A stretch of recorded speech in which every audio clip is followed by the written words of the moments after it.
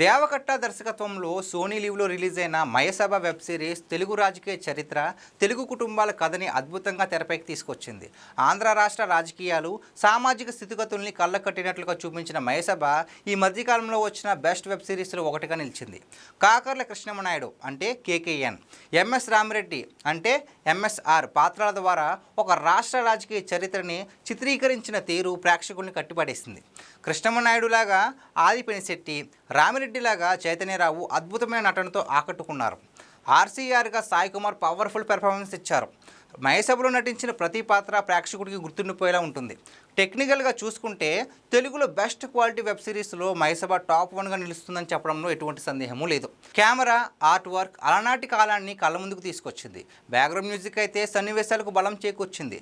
దేవకట్ట రాసిన డైలాగులు goose bumps తెప్పించాయి. Mayasabha ఒక ఆకర్షణీయమైన రాజకీయ కథ మాత్రమే కాదు, ఇది తెలుగు కుటుంబాల కథ, తెలుగు జీవితాల కథ. ప్రతి తెలుగు ప్రేక్షకుడు తప్పక చూడాల్సిన వెబ్ సిరీస్ ఇది.